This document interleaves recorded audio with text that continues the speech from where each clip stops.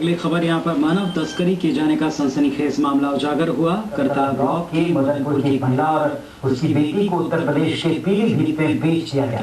किसी तरह इन्होंने चिट्ठी अपने घर तक पहुंचाई और उसके बाद पुलिस की मदद से इन्हें छुड़ाया गया। पेश है रिपोर्ट।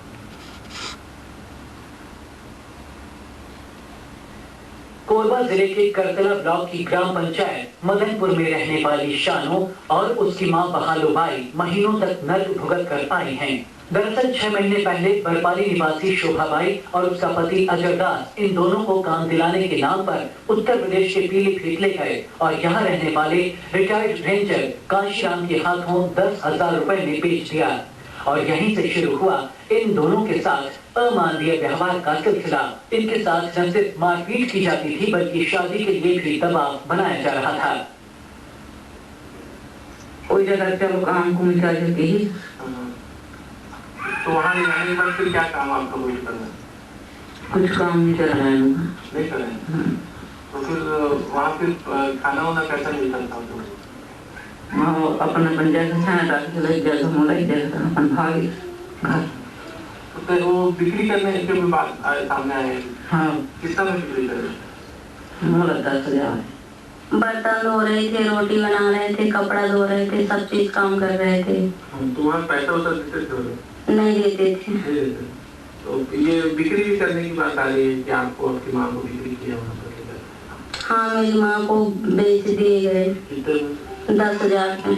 उसका पैसा कौन लिया? बरपाली का औरत है शोभाबाई, उसने ली। जब जुल्म की इंतहा हो गई तो इन्होंने किसी तरह अपने बेटे परदेशी तक अपनी आपबीती की दास्तान पहुंचाई। गरीबी की मार से जूझते हुए परदेशी ने कलेक्टर से अपनी मां और बहन को बचाने की गुहार लगाई। मेहनत रंग लाई। जिला प्रशासन और करतला पुलिस की मदद से आज ये वापस अपने घर पहुंच चुकी हैं। हालांकि इन्होंने आरोपी दंपति के खिलाफ किसी तरह की शिकायत नहीं की है। थाना पहले तो थाना लेके गए तो थाना वाले बोले कि इसमें तो सब कुछ लिखा है, नाम पता दे दिया है, तेरे माँ ने जाना ले आओ वापस। तो मैंने सीधा गया कलेक्टर के पास कि हमारे पास तो कुछ नहीं है पैसा, कोई गरीब आदमी इतना दूर कहाँ जा पाएंगे।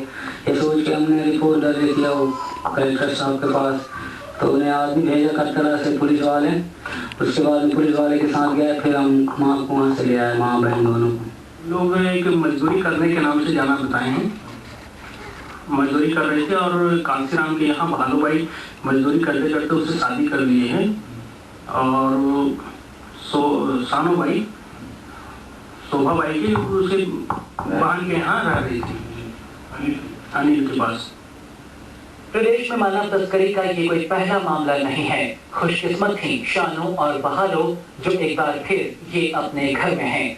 लेकिन जब तक ये आदिवासी गरीबी के फंदे से बाहर नहीं निकल जाते, मानव तस्करी के मामले सामने आते रहेंगे। एक और रमन सरकार की लोक लुभावन चावल योजना, दूसरी तरफ पेट की आग बुझाने की आड़ में मानव तस्करी का सौदा। छत्तीसगढ़ की यह दोहरी तस्वीर कई सवाल खड़े करती है। राज्य सरकार के विकास के वायदों के बीच आज भी कई सानों और बहालूबाई अपनी रिहाई के इंतजार में है। मदनपुर गांव से कैमरा पर्सन नरेश के साथ अब्दुल असलम, ईटीवी न्यूज, कोरबा।